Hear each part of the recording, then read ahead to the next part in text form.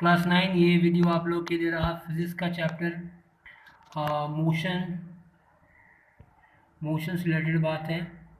इसमें के टॉपिक जो कवर होने वाला पहले वो जिक्र कर लेता हूँ मैं। इस चैप्टर में है जनरली मेन जो है वो सब है effects of force, Newton's first law, फिर inertia of rest, inertia of motion, inertia of direction, फिर लीनियर मोमेंटम उसका ऐसा यूनिट, कुछ सम से लीनियर मोमेंटम का रिलेटेड, फिर सेकेंड लॉ जो कि बहुत इंपॉर्टेंट है और उससे रिलेटेड कुछ कुछ एग्जाम्पल है।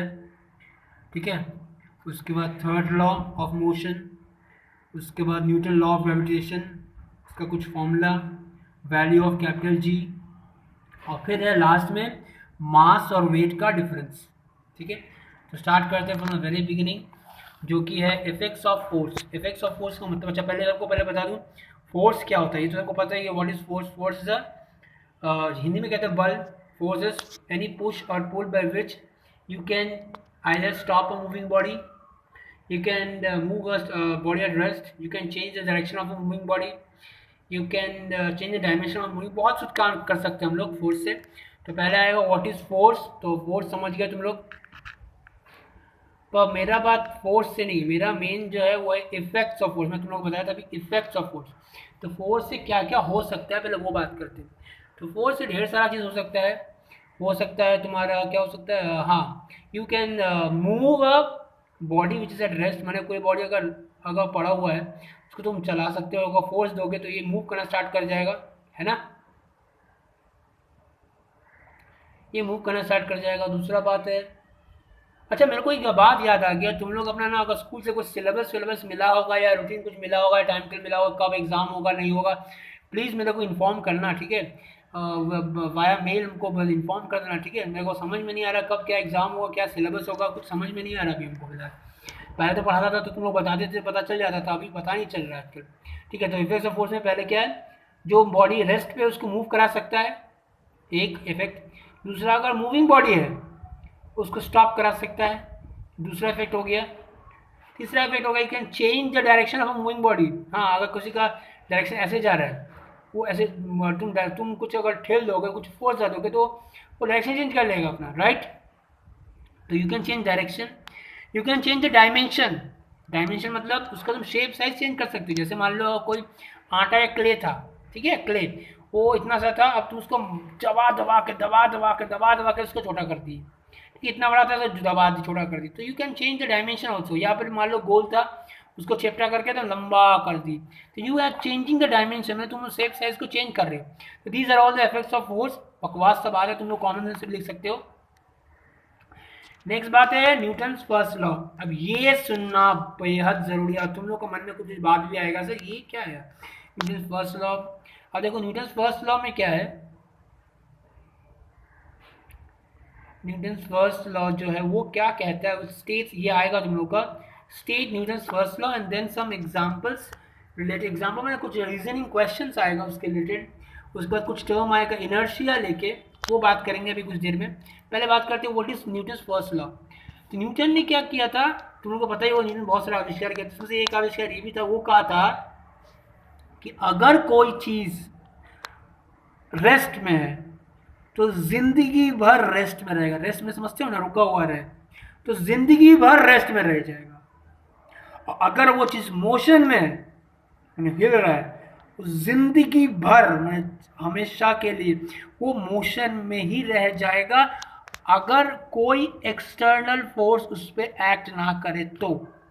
और ये जो लॉ है वो पूरा हर जगह में यूनिवर्स में लागू होता है, हर जगह में लागू होता है। ठीक है, तो फिर से बता रहा हूँ क्या बोला था, if a body is at rest it will continue in its state of rest, and if a body is in motion it will continue in its state of motion until and unless an external force acts on it। याद रहे, जैसे मान लो कोई अगर चीज़ रखा हुआ है, जैसे मान लो पेन रखा हुआ है, क्या ये मूव कर रहा है, नहीं, तो ये रेस्ट है। तो रेस्ट जिंदगी भर रेस्ट रहेगा जब तक कोई एक्सटर्नल फोर्स ना लग जाए इसमें।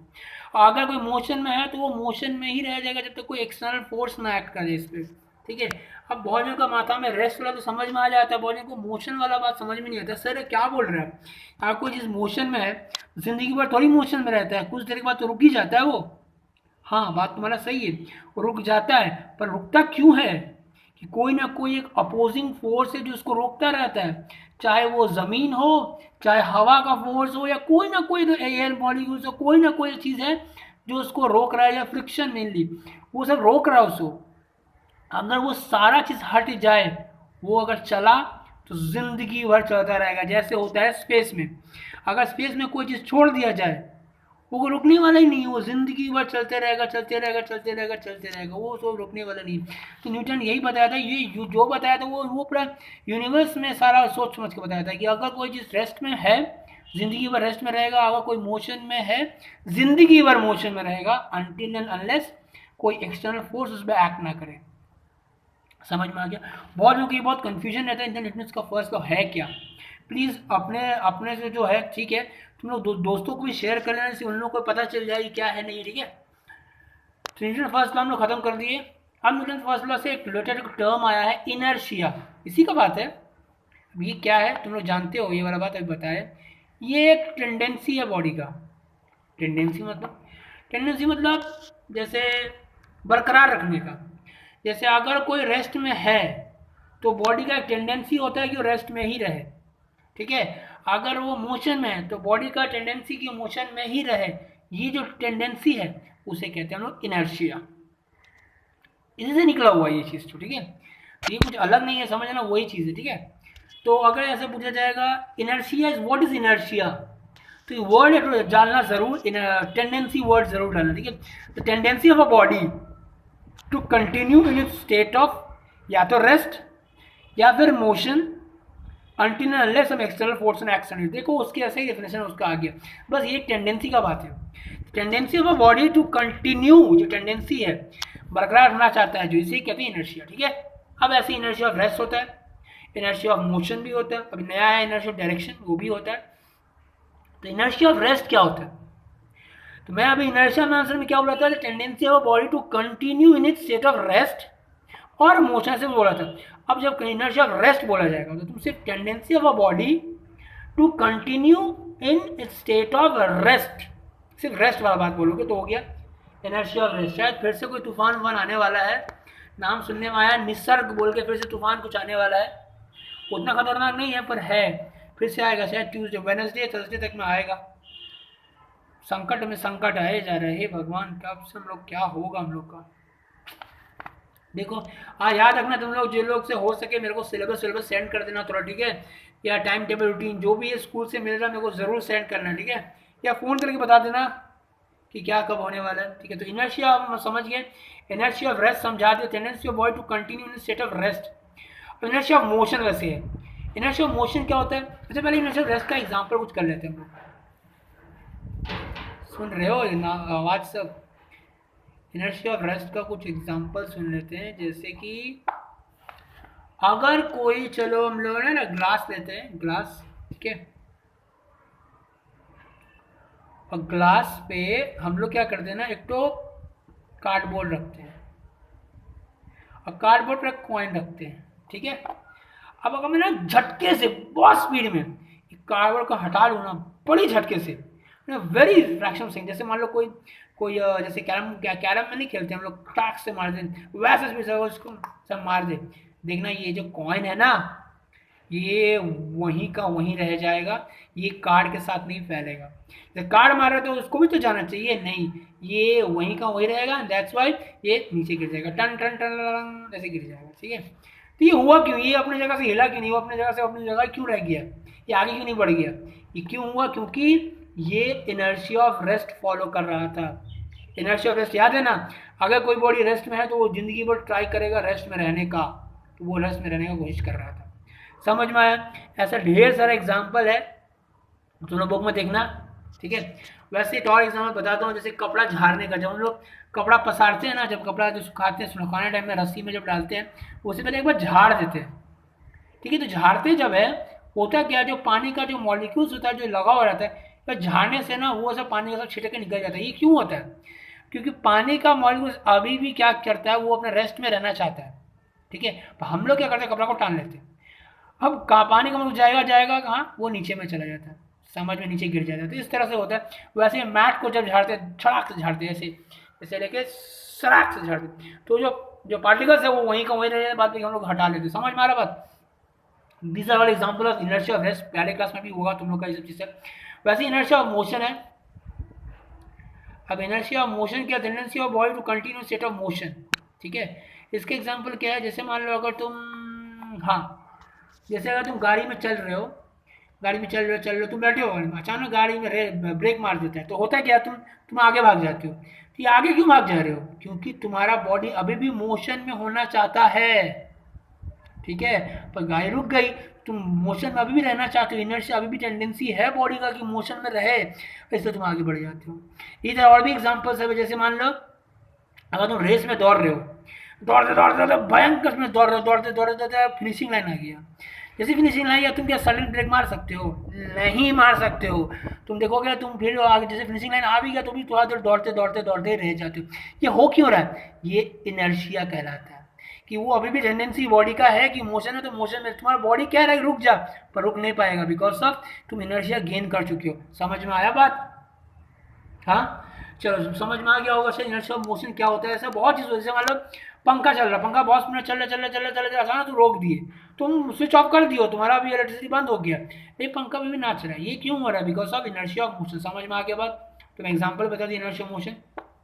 एक और पहले तो नहीं था, अभी आ गया नया, इनर्शिया ऑफ डायरेक्शन। ये क्या है, अब ये क्या है इनर्शिया ऑफ डायरेक्शन, कि अगर कोई स्टेट है, कोई एक डायरेक्शन में कोई चीज़ चल रहा है, अब अगर उसका डायरेक्शन चेंज हो जाए तो अभी भी वो कंटिन्यू करना चाहता है अपना डायरेक्शन। जैसे कि फॉर एग्जाम्पल मान लो कार जा रहा था स्ट्रेट, सडनली वो टर्न मार लेता है, झड़ाक से टर्न मार लेता है, देखना अब बॉडी अभी भी चाहता है कि उसी डायरेक्शन में, वो बॉडी कैसा हो जाता है, जैसे लगता है कि एकदम जैसे नहीं होता, जैसे गाड़ी जा रहा है अचानक से टर्न मारता तो अभी भी बॉडी लगता है कि इधर झुक गया।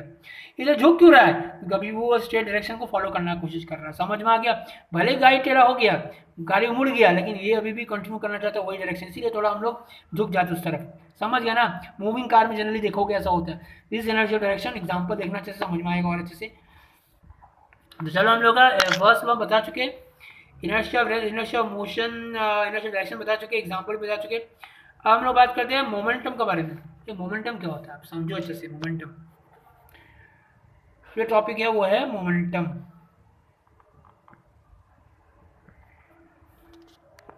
तो मोमेंटम क्या होता है, अच्छा हो सकता है मैं कुछ दिन में मैं लाइव क्लास करूं, ठीक है, जियो मीट या गूगल मीट से, या फिर जूम से नहीं करूंगा, Zoom is very unsecure. Google meet सुनाओ मैं नया तो आया है, गूगल क्लासरूम सुनाओ नया तो आया है, जियो मीट बोल के तो आया है। ये सब कोई ना कोई ऐप करूंगा स्टार्ट, और उससे फेस टू फेस अगर हो सके तो मैं सबसे बात करूंगा। पर पहले ये जो प्रॉब्लम्स और संकट सब जो आ रहा है ढेर सारा, ये निवारण हो, उसके बाद देखते हैं, ठीक है। मोमेंटम, तो मोमेंटम क्या होता है, it is the product of mass and velocity. अब ये क्या है, अब ये समझो। चलो एग्जांपल देते तुम लोग को, बहुत अच्छा एग्जांपल है। जैसे मान लो एक ट्रक है, ट्रक का जानते हो भार कितना होता है, मैंने उसका वजन कितना होता है। ट्रक का वजन कुछ टनों में होता है, 5 टन 10 टन, टन समझते हो, 1 टन होता है 1000 किलो का, 5000 किलो 6000 किलो ऐसे होता है टन ट्रक का स्पीड वजन केजीज में, ठीक है। 5000 6000 ऐसे भार होता है उसका, ठीक है। एक तरफ ले लो बॉल, क्रिकेट का बॉल जो है कितना होगा, हार्डली जो ड्यूज बॉल होता है वो भी शायद 100 ग्राम का, 110 120 ग्राम का होगा, उससे ज़्यादा नहीं होता है, ठीक है। दो है। अब अगर दोनों को मैं क्या करूं, फेंकूं, एक को मैं बैट से मारा, कस टकाश मारा, बहुत स्पीड में बहुत स्पीड में जा रहा था, मैंने 140 की स्पीड में जा रहा था, ठीक है। और एक को मैं, जो ट्रक है वो बहुत कम स्पीड में जा रहा, मैंने बहुत कम, मैंने अगर कछुआ भी चले, कछुआ भी जीत जाए उससे, बहुत धीरे चल रहा है, ठीक है। तुम आप बताओ, दोनों चल रहा है, दोनों मूव कर रहा है, तुम किसको रोक सकोगे, तुम बॉल को रोक सकोगे जो मूव कर रहा था स्पीड में, जो बैट से मारा हुआ है, ना कि तुम उसको रोक सकोगे, क्या बोलते हैं, ट्रक को रोक सकोगे जो चल रहा है, थोड़ा धीरे से ही चल रहा है, किसको रोक सकोगे।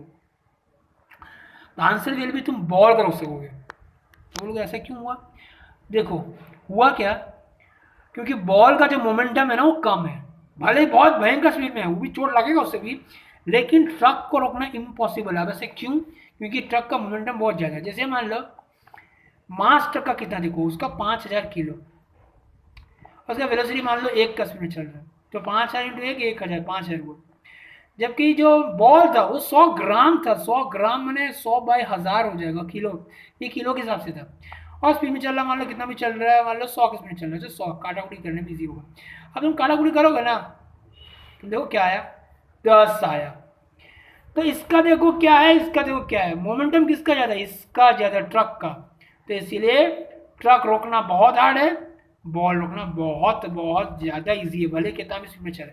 समझ में आ गया? तो momentum is actually not only mass, not only velocity, it is the product of mass as well as velocity, याद रखना। तो अब देखो मास का यूनिट क्या होता है, केजी, वेलोसिटी का यूनिट क्या होता है, मीटर पर सेकंड। तो इसका यूनिट होगा पता है क्या, केजी मीटर पर सेकंड, दैट्स इट। ऐसा ही तो मोमेंटम समझ में आ गया, केजी मीटर पर सेकंड, याद रहेगा, ठीक है। अब मान ले तुमको कुछ सम्स दिया जाएगा मोमेंटम को लेके, ऐसा मोमेंटम का फॉर्मूला है P equals to m into v, ऐसे रहेगा, देखना बुक में। तो कभी कभार बोलेगा मास दिया हुआ है, वेलोसिटी दिया हुआ है, याद रहे सबको ऐसे यूनिट में रखना है, ये केजी में, ये मीटर पर सेकंड में, ठीक है। अगर ये दोनों दिया हुआ बोलेगा लीनियर मोमेंटम निकालो, ये लोग लीनियर मोमेंटम यूज करता है, मैंने एक स्ट्रेट लाइन में चल रहा है, ठीक है। तो लीनियर मोमेंटम निकालो, तो तुम लोग क्या करना, मास को मास की जगह, मोमेंटम वेलोसिटी को वेलोसिटी का इंटू करोगे, आंसर आ जाएगा। या कभी कभार ये दिया रहेगा, ये दिया रहेगा, ये बोलेगा निकालो, या समझ लो ना कोई गायब रहेगा, ठीक है। तो मोमेंटम समझ गए, लीनियर मोमेंटम। अब इसके बाद बात करेंगे हम लोग न्यूटन का सेकेंड लॉ, ठीक है। एक काम करते हैं, 16 मिनट तक का हो गया, पहले एक बार रिवीजन कर लेते हैं क्या क्या क्वेश्चन, और ये सब क्वेश्चन तुम लोग को लिख के भेजना मेरे को। What is force, what are the effects of force, Newton's define Newton's state Newton's first law, what is inertia, inertia of rest with 2-3 examples, inertia of motion, define inertia of motion with 2-3 examples, inertia of direction with example, what is linear momentum, write its formula and its SI unit, okay, and do 2-3 sums related to linear momentum। समझ में आया कहाँ तक क्या क्या करना है? तो आज फिलहाल के लिए मैं यहाँ तक करता हूँ कि 17-18 मिनट हो चुका है।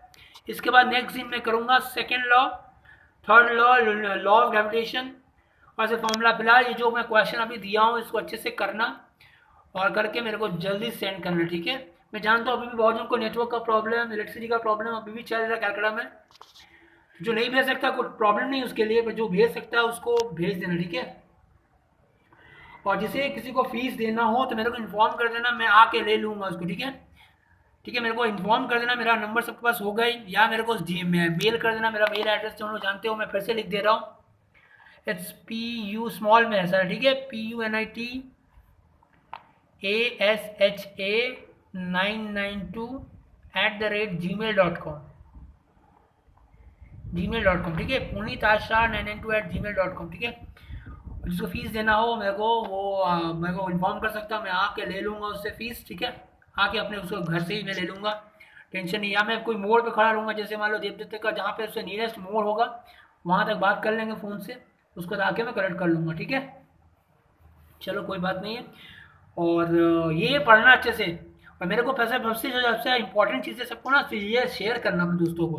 बहुत मुसीबत में अभी फंसा हुआ है, सबको शेयर करोगे उतना अच्छा होगा तुम लोग को। और क्या बोलूँ, ये दुआएं आप ले सकते हो, नहीं तो हम लोग तो बस चूस देने के मेहमान है, कब मरने वाले भगवान जाने हम लोग। अभी चाइना का भी युद्ध होने वाला है, साला कोरोना आया, लॉकडाउन आया, झंझर बंझर तूफान आया, अभी और एक तूफान आएगा, निसर्ग बोल के तूफान आने वाला, अभी चाइना को लेकर साला और झमेला चल रहा है। भगवान जाने हम लोग क्या करेंगे, हम लोग का क्या होगा, ठीक है। तो सबको हेल्प करो, क्या बोलो, पूजा पाठ करो, और जो प्रॉब्लम हो मेरे को फ़ोन करना, ठीक है, फ़ोन से बात कर लेना, और ये पढ़ते रहना ही सारा। और हाँ, जो स्कूल में जो इन्फॉर्मेशन दे रहा मेरे को प्लीज़ वो थोड़ा मैंने बता देना क्या क्या हो रहा है, कब क्या वो लोग डिसीजन लिया, बताना हमको सिर्फ।